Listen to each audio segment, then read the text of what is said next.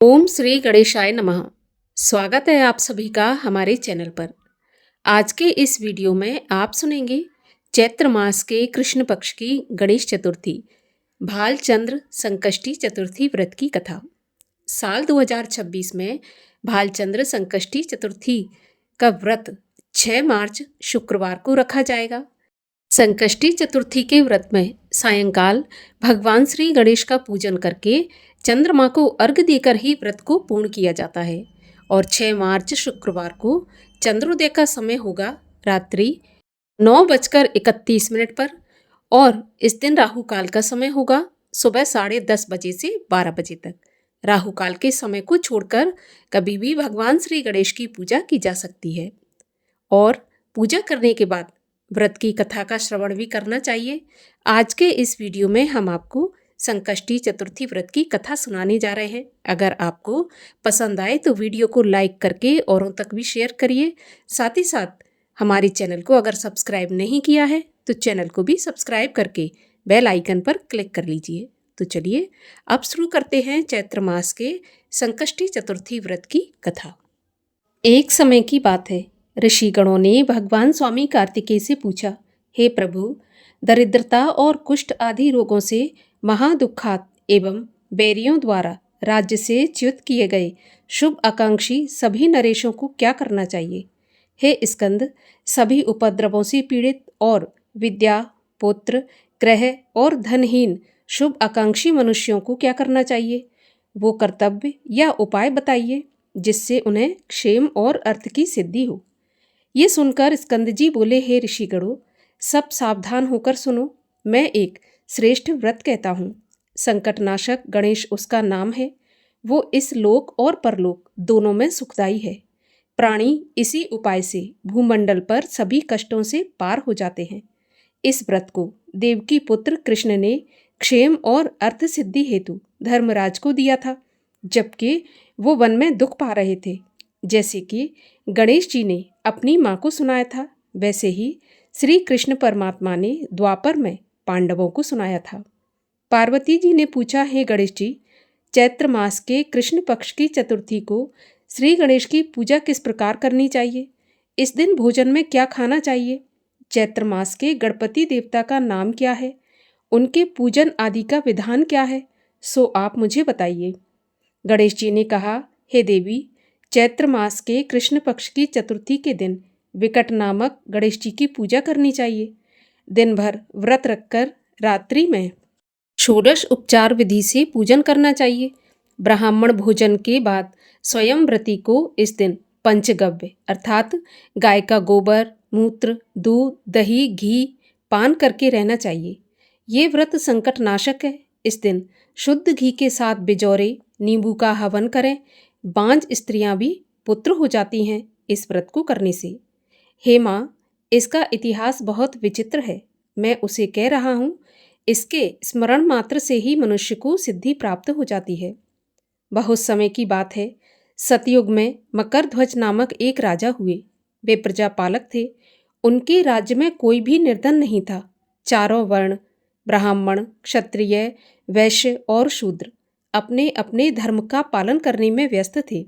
प्रजा को चोर डाकू आदि का कोई भय नहीं था। प्रजा स्वस्थ रहती थी। सभी लोग उदार, सुंदर, बुद्धिमान, दानी और धार्मिक थे। इतना सुंदर राज्य शासन होते हुए भी राजा पूर्ण रूप से सुखी नहीं थे, क्योंकि राजा के कोई पुत्र नहीं था। तत्पश्चात महर्षि याज्ञवल्क्य जी की कृपा से उन्हें कालांतर में एक पुत्र की प्राप्ति हुई। राजा राज्य का भार अपने मंत्री धर्मपाल को सौंपकर विविध प्रकार के खेल खिलौने से अपने राजकुमार का पालन पोषण करने लगे। राज्य शासन हाथ में आ जाने के कारण मंत्री धर्मपाल धन धान्य द्वारा समृद्ध हो गया। मंत्री को एक से बढ़कर एक 5 पुत्र हुए। मंत्री पुत्रों का धूमधाम के साथ विवाह हुआ और वे सब धन का उपभोग करने लगे। मंत्री के सबसे छोटे लड़के की बहू अत्यंत ही धर्मपरायण थी। चैत्र मास के कृष्ण पक्ष की चतुर्थी आने पर उसने भक्तिपूर्वक गणेश जी का पूजन किया। उसका पूजन और व्रत देखकर उसकी सास कहने लगी, अरे, क्या तंत्र मंत्र द्वारा मेरे पुत्र को वश में करने का उपाय कर रही है? बार बार सास के मना करने पर भी जब वह नहीं मानी तो सास ने कहा, अरे दुष्टा, तू मेरी बात नहीं मान रही है, मैं मार पीट कर तुझे ठीक कर दूंगी। मुझे यह सब तांत्रिक अविचार बिल्कुल भी पसंद नहीं है। तब बहू ने कहा, सासू माँ, मैं संकटनाशक गणेश जी का व्रत कर रही हूँ। ये व्रत अत्यंत फलदायक होता है। अपनी बहू की बात सुनकर उसने अपने पुत्र से कहा, पुत्र, तुम्हारी बहू जादू टोने पर उतारू हो गई है। मेरे कई बार मना करने पर भी वह नहीं मान रही। इस दुष्टा को मार पीट कर ठीक कर दो। मैं गणेश को नहीं जानती। ये गणेश कौन है? इनका व्रत कैसे होता है? हम लोग तो राजकुल के मनुष्य हैं, फिर हम लोगों की किस विपत्ति को ये नष्ट करेंगे? माता की प्रेरणा से उसने बहू को मारा पीटा। इतनी पीड़ा सहकर भी उसने व्रत किया और पूजन करने के बाद गणेश जी का ध्यान करती हुई उनसे प्रार्थना करने लगी कि हे गणेश जी, हे विघ्नहर्ता, आप कुछ ऐसा कीजिए जिससे मेरे सास ससुर के मन में आपके प्रति भक्ति भाव जागृत हो जाए। विश्वात्मा गणेश जी ने सबके देखते ही देखते राजकुमार का अपहरण करके मंत्री धर्मपाल के महल में छुपाकर रख दिया। बाद में उसके वस्त्र आभूषण आदि उतारकर राजमहल में फेंक दिए और स्वयं अंतर्ध्यान हो गए। इधर राजा ने अपने पुत्र को पुकारा, लेकिन जब कोई उत्तर नहीं मिला, फिर उन्होंने मंत्री के महल में जाकर पूछा कि मेरा राजकुमार कहाँ चला गया। महल में उसके सभी वस्त्र आभूषण तो हैं, लेकिन राजकुमार कहीं दिखाई नहीं दे रहे। राजकुमार कहाँ चले गए? किसने ऐसा निंदनीय कार्य किया है? मेरा राजकुमार कहाँ चला गया? राजा के ऐसे वचन सुनकर मंत्री ने उत्तर दिया, राजन, आपका चंचल पुत्र कहाँ गया इसका मुझे नहीं पता। मैं अभी गांव, नगर, बाग बगीचे आदि सभी स्थानों में उसको ढूंढवाता हूँ। इसके बाद राजा अपने सभी नौकरों, सेवकों आदि से कहने लगे कि हे अंगरक्षकों, हे मंत्रियों, मेरे पुत्र का जल्दी से पता लगाओ। राजा का आदेश पाकर दूत लोग सभी स्थानों में खोज करने लगे। जब कहीं पर भी पता नहीं लगा तो दूतों ने आकर राजा से डरते डरते ऐसा निवेदन किया कि महाराज, अपहरणकर्ताओं का कहीं कोई पता नहीं चला। राजकुमार को आते जाते भी किसी ने नहीं देखा। तब दूतों की बात सुनकर राजा ने मंत्री को बुलाया। मंत्री से राजा ने पूछा कि मेरा राजकुमार कहाँ है धर्मपाल? मुझे साफ साफ बताए कि राजकुमार कहाँ है। उसके वस्त्र आभूषण तो दिखाई पड़ते हैं, केवल राजकुमार नहीं दिखाई दे रहा। अरे नीच, मैं तेरा वध कर डालूंगा, तेरे कुल को नष्ट कर दूंगा, इसमें जरा भी संदेह नहीं है। राजा द्वारा डांट पड़ने पर मंत्री आश्चर्यचकित हो गया। मंत्री ने सिर झुकाकर कहा कि हे भूपाल, मैं पता लगाता हूँ, इस नगर में बालक अपहरणकर्ताओं का कोई गिरोह नहीं है और ना ही डाकू आदि रहते हैं। फिर भी प्रभु, पता नहीं किसने ऐसा नीच काम किया और ना जाने राजकुमार कहाँ चले गए।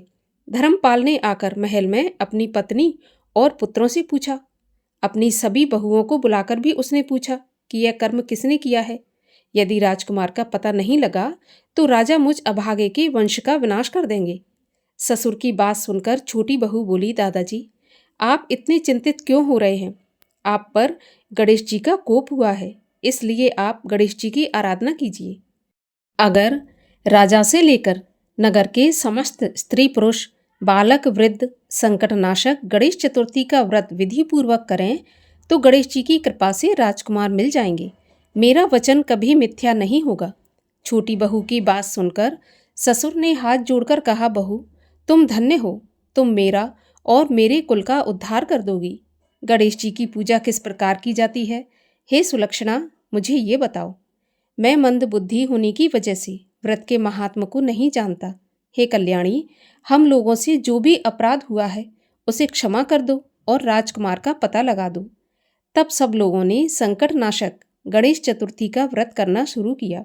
राजा सहित समस्त प्रजाजनों ने गणेश जी की प्रसन्नता के लिए व्रत किया। इससे गणेश जी प्रसन्न हो गए। देखते ही देखते उन्होंने राजकुमार को प्रकट कर दिया। राजकुमार को देखकर नगरवासी आश्चर्य में पड़ गए। सभी लोग बहुत प्रसन्न हुए। राजा के हर्ष की तो सीमा नहीं रही। राजा कहने लगे, गणेश जी धन्य हैं, और साथ ही साथ मंत्री की कल्याणी बहू को भी धन्यवाद दिया। जिसकी कृपा से मेरा पुत्र यमराज के यहाँ जाकर भी लौट आया। अतः सब लोग इस संतानदायक व्रत को निरंतर विधि पूर्वक करते रहें। राजा ने ऐसा आदेश सभी प्रजाजनों को दिया। भगवान श्री कृष्ण राजा युधिष्ठिर से बोले, हे युधिष्ठिर, तीनों लोकों में इससे श्रेष्ठ कोई दूसरा व्रत नहीं है। हे कुरुकुल दीपक, आप भी अपने क्लेशों के नाश के लिए इस व्रत को अवश्य कीजिए। भगवान श्री कृष्ण जी के मुख से इस कथा को विस्तार पूर्वक सुनकर युधिष्ठिर ने बड़े ही भक्ति भाव से चैत्र मास के कृष्ण पक्ष की चतुर्थी का व्रत किया और गणेश जी की कृपा से अपने खोए हुए राज्य को पुनः प्राप्त किया। बोलिए गणेश जी महाराज की जय। और आइए अब सब मिलकर करें गणेश जी की आरती। जय गणेश जय गणेश जय गणेश देवा, माता जाकी पार्वती पिता महादेवा। जय गणेश जय गणेश जय गणेश देवा, माता जाकी पार्वती पिता महादेवा। एक दंत दयावंत चार भुजाधारी, मस्तक सिंदूर सोहे मूस की सवारी। पान चढ़े फूल चढ़े और चढ़े मेवा, लड्डुअन का भोग लगे संत करें सेवा। जय गणेश जय गणेश जय गणेश देवा, माता जाकी पार्वती पिता महादेवा। अंधन को आँख देत कोढ़िन को काया, बांझन को पुत्र देत निर्धन को माया।